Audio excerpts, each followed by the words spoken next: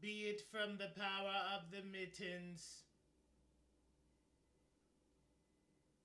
Let's start the show.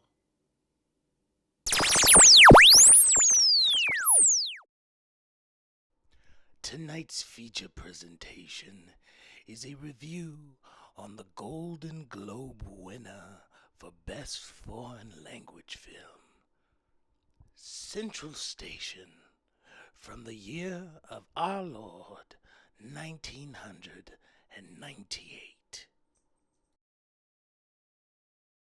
Okay, guys. Here's how it goes. It got me. This movie right here, Central Station, it got me. And when I tell you it got me, it got me. Right? You hear that? When I do that? It got me right in there. Honestly, as you can see on the front of the VHS tape, it's got the stars. It's a really nice blue color. It's got speckled dots in there. But it's a foreign film, okay? Now, I usually don't watch a lot of foreign films, and when I do watch foreign films, it's either ends up like, Japanese somehow, or Korean, or, I might see some Bollywood stuff from the power of the mittens. But this movie is a foreign film from Brazil. Now, I've personally seen a couple movies like City of the Gods and maybe a few other movies that can't be named right now off the dome. But this movie really got me right in the feels, man.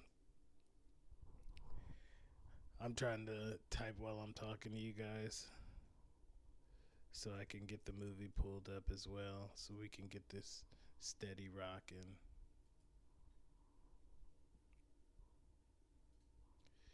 So, this is one of those movies, as you can tell, like I said, there's a woman and there's a little boy. Okay, so usually when you see something like that, it entails either that's his parent or some fucked up shit happened to that kid. It seems like movies always come down to that, don't it? You have like a woman who's trying to help an orphan, or it's his mom who's going through something and he ends up an orphan. Seems like that's one of the tropes. And it's always vice versa. It could be girls too, but that seems to be the trope back in those days, early 2000s. It's like, oh, it's a kid, but somehow he's abandoned. I don't understand that. Early 2000s, there's a lot of like missing children's movies. I don't know. Very weird era if you really think about it. Everybody watches the movies, but in that retrospect, it's kind of weird. But this movie has a lot of colors I enjoy. Let's start about that. Let's talk about that first of all. Every time I watch a foreign film, I feel as though they tend to give you a warm feeling about their movie regardless about how it's going. You know what I'm saying? Even if something bad's happening, the warmness of the film and the backgrounds and the sunsets and whatnot and all the um trees and shit, and you're just like, wow, this is a sad movie, yet the backgrounds are so beautiful. And I don't know if it's just because other countries either, because American movies are in great destinations, but I think they focus more on the acting and whatnot, not just the background, which is not true because most people do tend to the background and stuff like that and want great shots, but it's more for a great shot. It's not the feeling of a shot. You know what I'm saying? It's not the hey. this is why I took it at this time. It's more sound like this is why I took it at this time. I don't know how to explain it, but that's how I feel about it. This movie is set in Rio, and it's honestly, you could tell it's set in the summer. It looks pretty damn hot. Everybody's sweating. Uh, it's a very orange movie.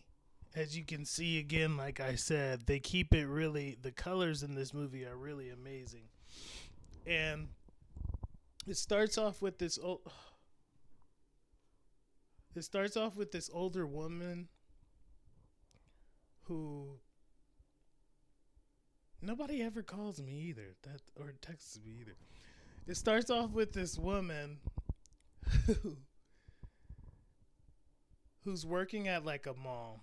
I wouldn't call it a mall. Yeah, I'd call it a mall. She's working at a mall, and she's sitting there making letters for people, and it just starts off showing the people asking her to write letters for her, but as they're talking, she's writing. She's like a scribe, basically. That's what I'm looking for. That's the word I was looking for. I haven't used that word in a long time.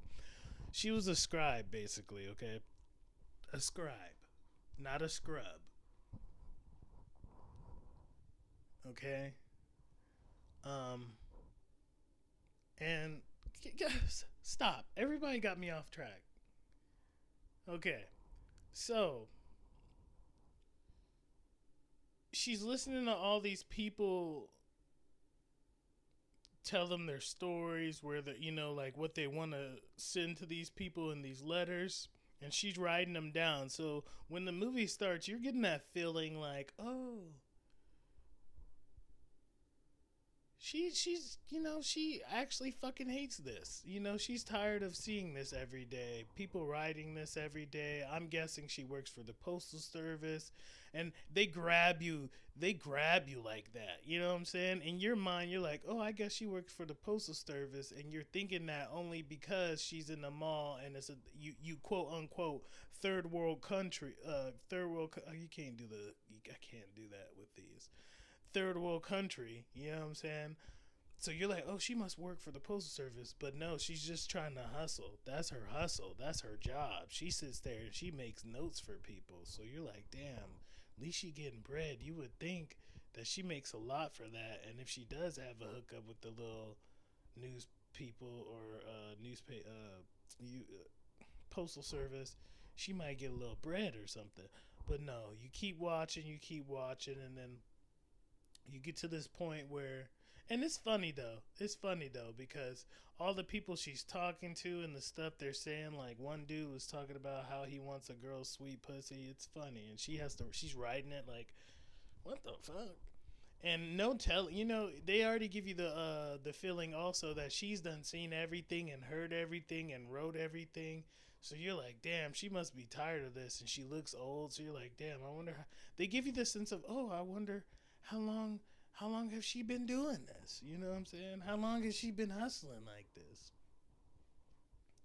So she gets to the point where she gets to this lady. The lady's talking about her ex-husband or or man and her baby father, if you would say, of sorts. And she's with her son. So she tells her, the lady, what she wants and stuff, and dips, right? Into day one, right? Not into day one. She goes to her friend's house. Now, when she goes to the friend's house, or no, she goes to her house and her friend comes in, either or, one of the two.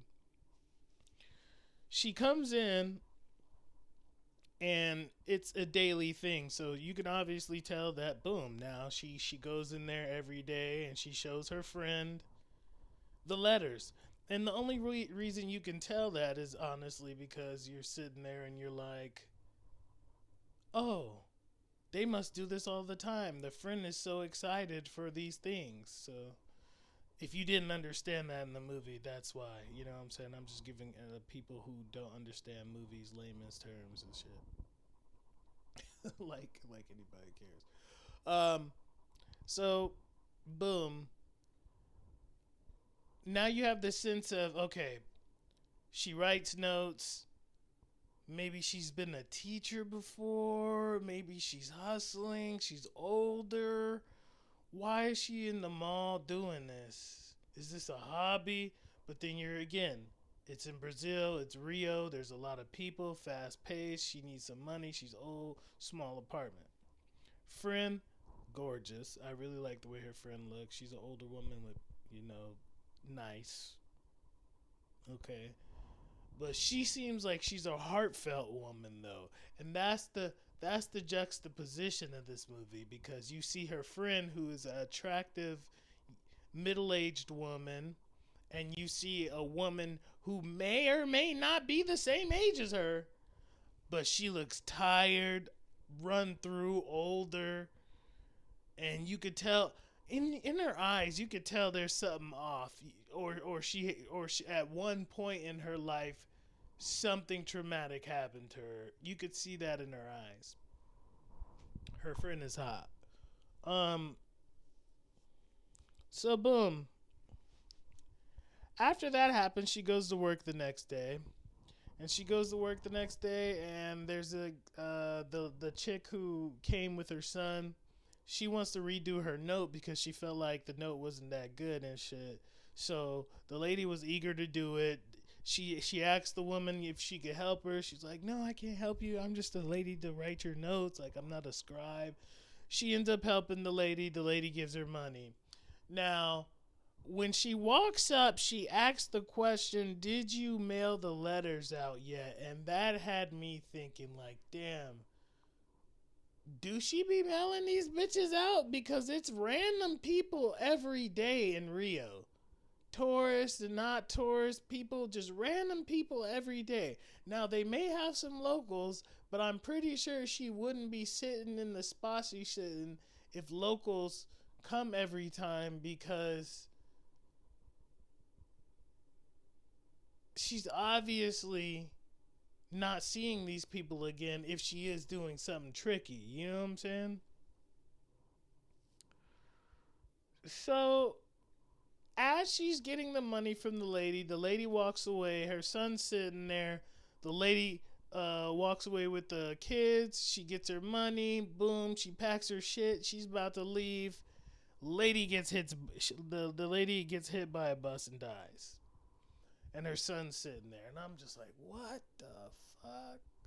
Like it's already, it's this is only like the first 5-10 minutes of the movie, maybe 10 minutes, right?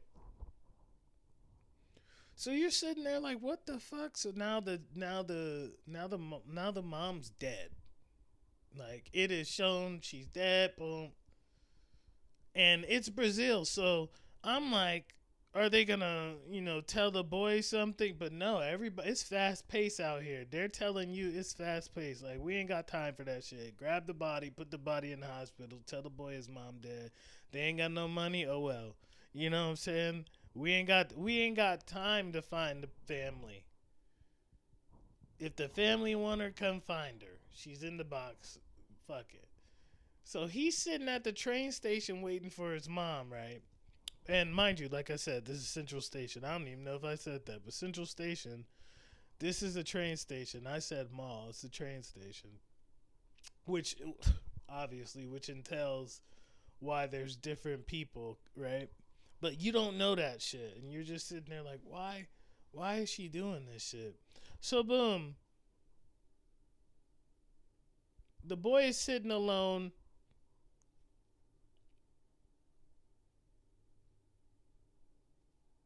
And he's just staring at her. And meanwhile, there's like this kid or whatever who steals a radio and runs out. Now, when he runs out, the old man screams, like, "Hey, hey, mother, hey, Mister!" And then the security guard for the central station runs out, like, speeds out behind the train station and kills this kid. Now, when he kills the kid, they come back in there and they go away. That same man comes, talks to the little boy, and is like, "Hey, like, my name is such and such, is everything okay? I heard about your mother and blah, blah, blah. So she sees the little boy who has been staring at her, and she's like, you know what? Let me go check this out because his mom did come talk to me, and she left her scarf, so I might as well say something to the boy. The guy tells the woman that the boy's mom is dead, which he can obviously see because he saw his mom on the ground. But he is also like 8 or 9 years old. So they put, yeah, this movie got me. She tells him that, oh, your mom's dead. You can come with me if you want to. Here's some food. Come with me. Come to my place. I'll treat you right. Right? You know what I'm saying? She's taking like a motherly role, which is really nice. You see, like, maybe my thoughts of her being sketchy ain't really happening. You know what I'm saying? Maybe she isn't really sketchy. But then you get to the point where you see her house and it's like empty and stuff, and then you see the box of letters and stuff. So that gets you thinking too, like, she ain't never even, it's been like another day. She ain't never even brought the letters that she said she brought for the first day that the mom died on. Boom. The boy lives at the house for a little bit. She goes back to work, and she finds the guy, right? The guy started telling her something, and you're like, what did he tell her? What did he tell her extra? So come to find out, he told her that she can give the boy to a family, as in foster somebody in like America or somewhere foreign, quote unquote foreign movie. They can send somebody to come get him and bring him to America and live with somebody rich. And she gets $1,000 from the $2,000 split for the kid she finds. So she gives them the kid she gives the kid to this almost French looking woman, but she's Brazilian, and she tells her, "Oh yeah, everything's gonna be fine. The boy's gonna go back there and play with Charlene, which is a little girl as well, and we're gonna break you off the money." They break her off the $1,000. She goes back to the house and she's chilling. She's happy as fuck. She's just bought a TV. Just got the money and went and bought a brand new TV. Now, in 1998, a 13-inch TV in Rio de Janeiro, I mean, I'm pretty sure that it was a pretty hot penny back then. She had surround sound system too, and it was a big back. So you already know she was ready to slide on that shit. She probably done spent the whole check to get that TV. It probably hasn't had a TV color, a colored TV in her house. But then her friend walks in. She's asking her hot friend is asking her like, "Yo, what the fuck? Like, where's the little boy?" You know what I'm saying? She's like, "Oh no, no, he's fine." She's like, "You're lying," like, "Where's the little boy and how'd you get this TV?" And she's like, "Oh, I sold my gold." She's like, "You're fucking lying. You wouldn't have told me the truth if you sold your gold, right?" So she tells her, "Oh, I gave the boy to a little service that said that they're going to give it to a foreign family." She turns around and tells her, "Why would you do that? Because have you not been reading the news? They've been kidnapping these children and selling their body for organs." So now fate hits her. She's like, "Bow."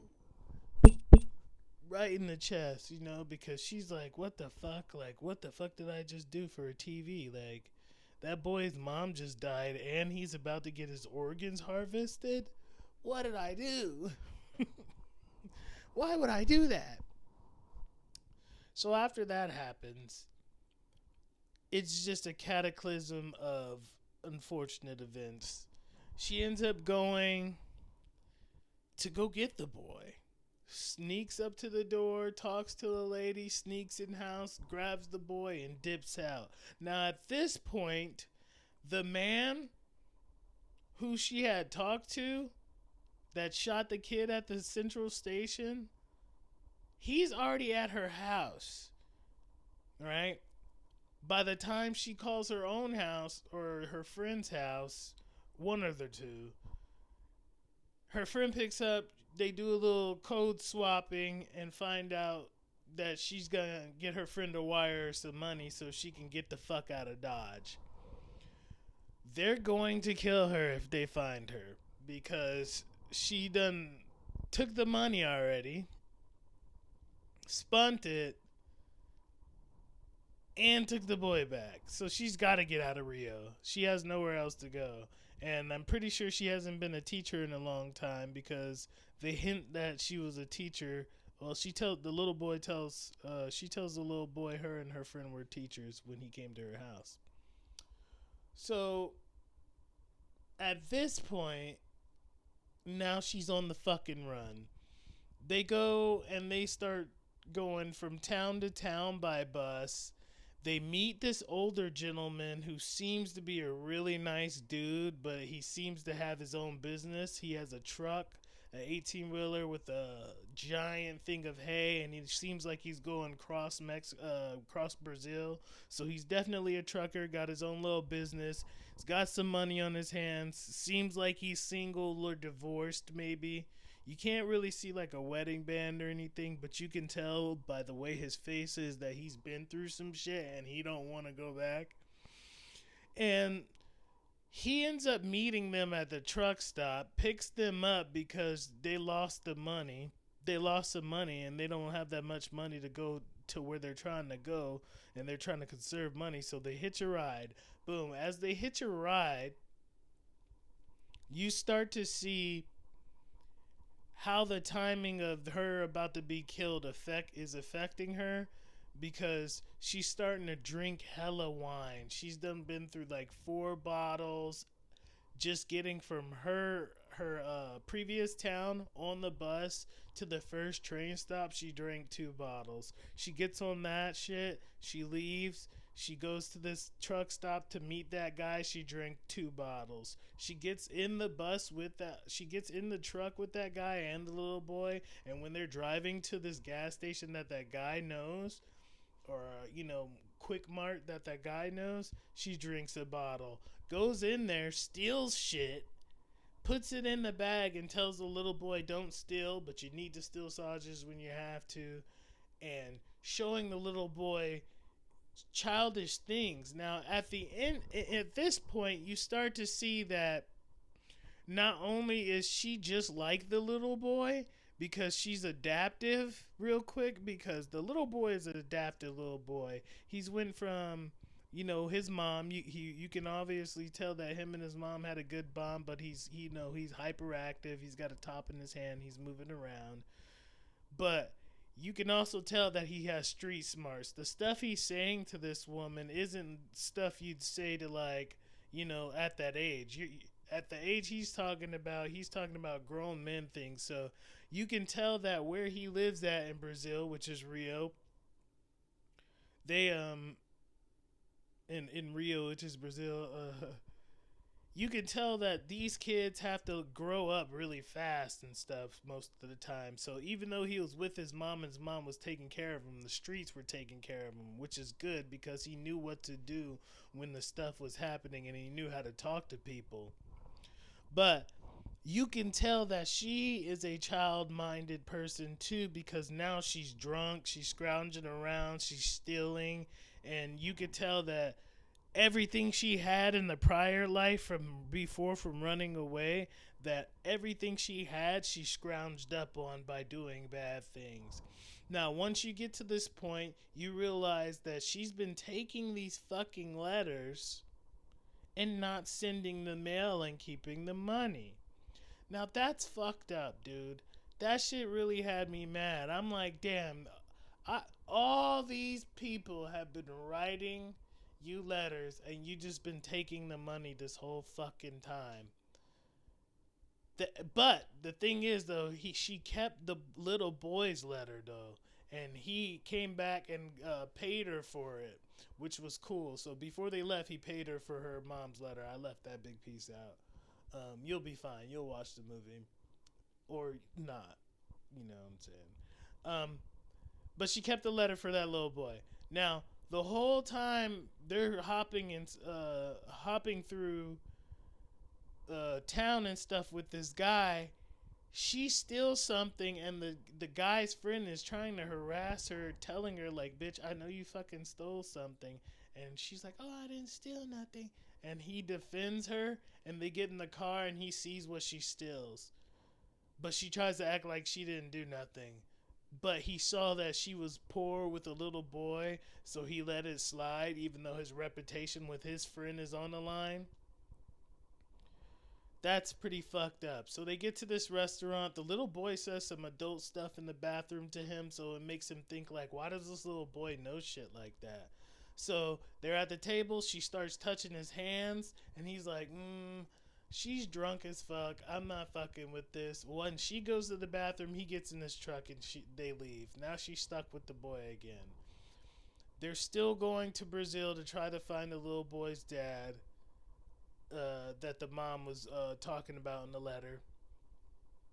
And you get to the point where you're just like, damn, why is she doing all this shit? She could literally just dip out and let the boy be free. He's obviously street smarts and shit, but you could tell that she got something to prove, man. There's just something in her heart.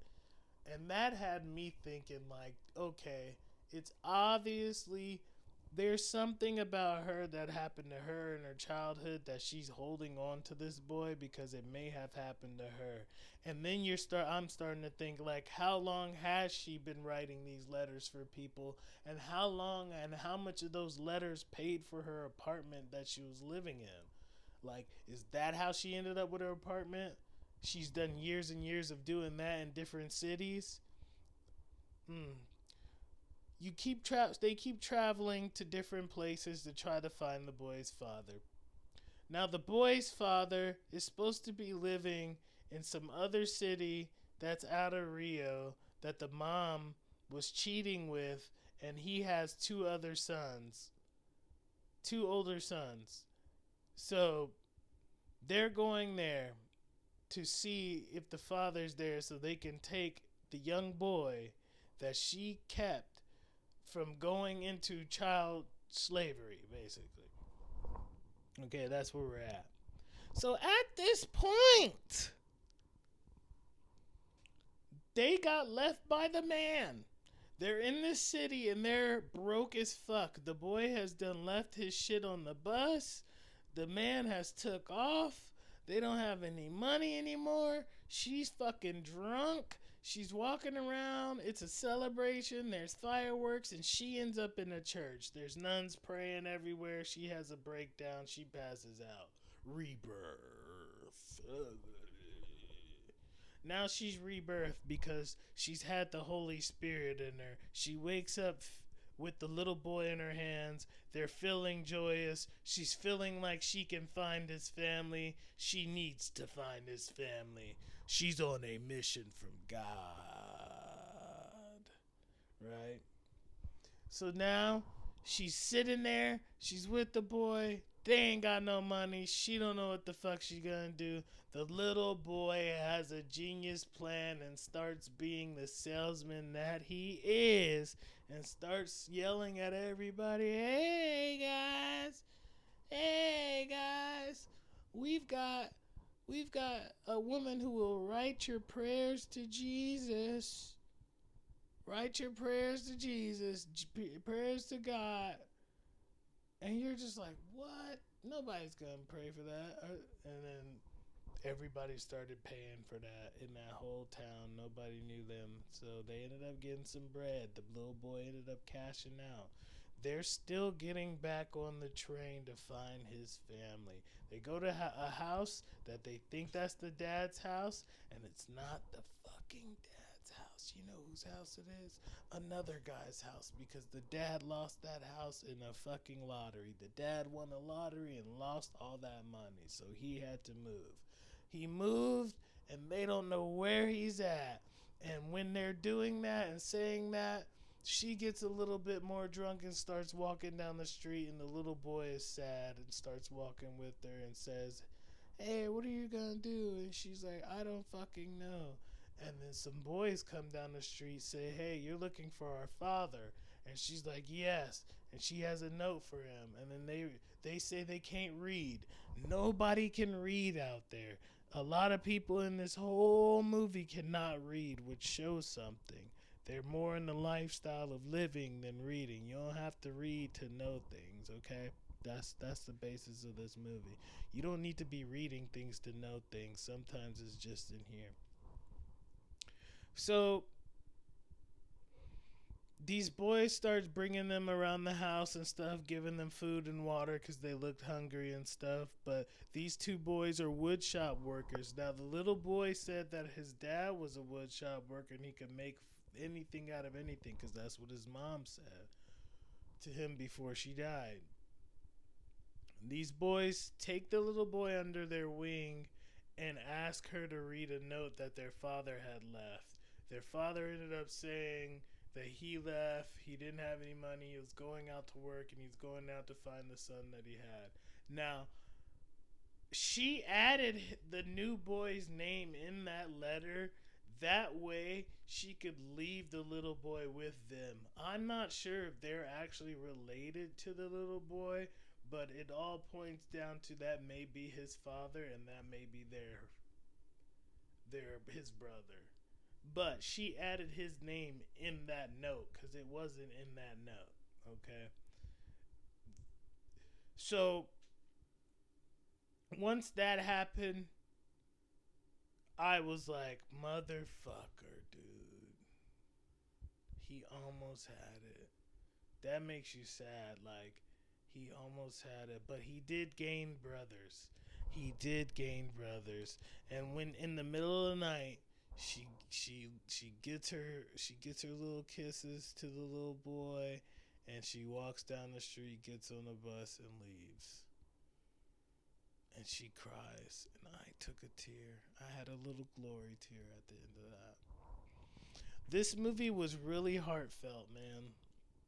This is one of those movies that you can watch on a nice little Sunday morning after church or before church, or, you know, you can just watch one of these little movies on a mid Saturday night, eat some popcorn, some Rice Krispies or some shit.